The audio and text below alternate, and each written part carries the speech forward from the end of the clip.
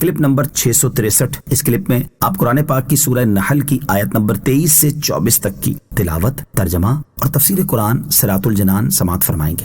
بسم اللہ الرحمن الرحیم۔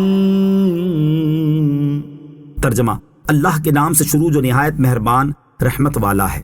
لا جرم ان اللہ یعلم ما یسرون وما یعلنون انہ لا یحب المستکبرین۔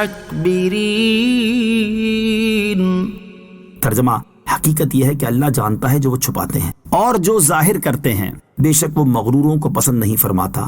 لا جرم، حقیقت یہ ہے، یعنی حقیقت یہ ہے کہ اللہ تعالیٰ ان کے دلوں کے انکار اور ان کے غرور و تکبر کو جانتا ہے۔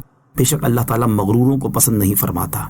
تکبر کی تعریف، یاد رہے کہ تکبر کرنے والا مومن ہو یا کافر، اللہ تعالیٰ اسے پسند نہیں فرماتا۔ اور تکبر سے متعلق حضرت عبداللہ ابن مسعود رضی اللہ تعالیٰ عنہ سے روایت ہے، مسلم شریف کی حدیث ہے، رسول اللہ صلی اللہ تعالیٰ علیہ وسلم نے ارشاد فرمایا، تکبر حق بات کو جھٹلانے اور دوسروں کو حقیر سمجھنے کا نام ہے۔ تکبر کرنے والوں کا انجام، قرآن و حدیث میں تکبر کرنے والوں کا بہت برا انجام بیان کیا گیا ہے۔ چنانچہ اللہ تعالیٰ ارشاد فرماتا ہے، سأصرف عن آیاتی الذین یتکبرون فی الارض بغیر الحق۔ ترجمہ: اور میں اپنی آیتوں سے ان لوگوں کو پھیر دوں گا جو زمین میں ناحق اپنی بڑائی چاہتے ہیں۔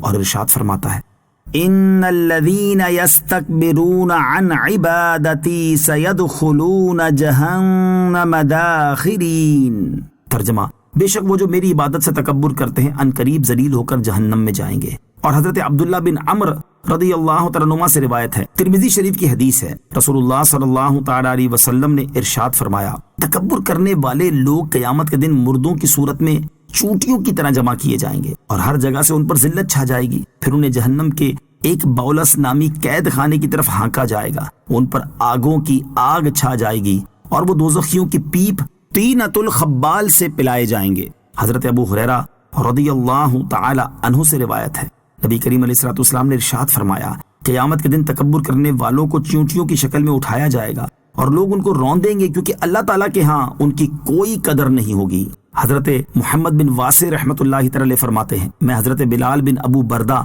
رضی اللہ تعالیٰ عنہ کے پاس گیا اور ان سے کہا، اے بلال، آپ کے والد نے مجھ سے ایک حدیث بیان کی ہے۔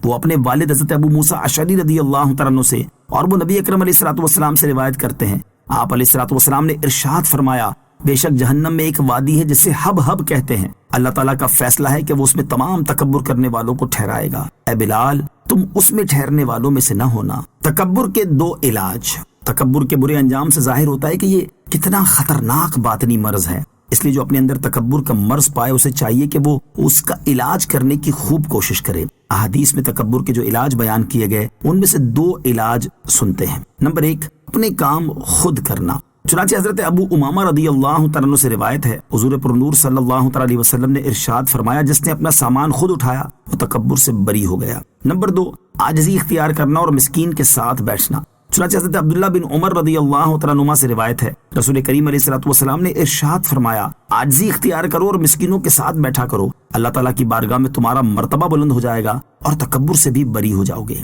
امام حسین رضی اللہ تعالیٰ عنہ کی عاجزی۔ ایک مرتبہ امام حسین رضی اللہ تعالیٰ عنہ کا گزر چند مسکینوں کے پاس سے ہوا، وہ لوگ کچھ کھا رہے تھے، انہوں نے حضرت امام حسین کو دیکھ کر کہا، اے ابو عبداللہ، آپ بھی یہ غذا کھا لیجئے۔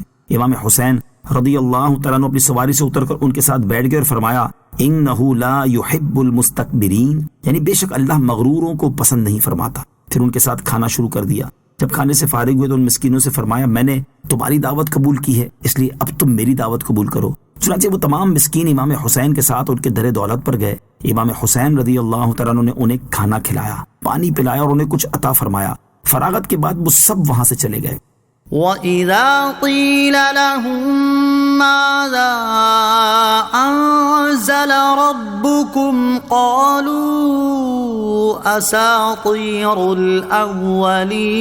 الْأَوَّلِينَ۔ ترجمہ: اور جب ان سے کہا جائے تمہارے رب نے کیا نازل فرمایا تو کہتے ہیں پہلے لوگوں کی داستانیں ہیں۔ وَإِذَا قِيلَ لَهُمْ، اور جب ان سے کہا جائے، اس سے پہلی آیت میں اللہ تعالیٰ نے اپنی وحدانیت پر اور بتوں کی پوجا کرنے والوں کے رد میں دلائل قاہرہ بیان فرمائے۔ جبکہ ان آیات میں سید المرسلین صلی اللہ تعالی علیہ وسلم کی نبوت کا انکار کرنے والوں کے شبہات اور ان کے جوابات بیان فرمائے ہیں۔ شان نزول، یہ آیت نضر بن حارث کے بارے میں نازل ہوئی۔ اس نے بہت سی کہانیاں یاد کر لی تھیں۔ اس سے جب کوئی قرآن کریم کی نسبت دریافت کرتا تو وہ یہ جاننے کے باوجود کہ قرآن شریف عاجز کر دینے والی کتاب اور حق و ہدایت سے بھری ہوئی ہے، لوگوں کو گمراہ کرنے کے لیے یہ کہہ دیتا کہ یہ پہلے لوگوں کی کہانیاں ہیں۔ ایسی کہانیاں مجھے بھی بہت یاد ہیں۔ بعض مفسرین فرماتے ہیں یہ آیت ان لوگوں کے بارے میں نازل ہوئی جنہوں نے مکہ مکرمہ کے داخلی راستوں کو باہم تقسیم کر لیا تھا۔ یہ لوگ حج کے لیے آنے والوں کو سید المرسلین صلی اللہ تعالی علیہ وسلم سے متنفر کرنے کی کوشش کرتے، اور جب کوئی شخص ان سے دریافت کرتا کہ تمہارے رب نے محمد مصطفیٰ صلی اللہ تعالی علیہ وسلم پر کیا نازل فرمایا ہے،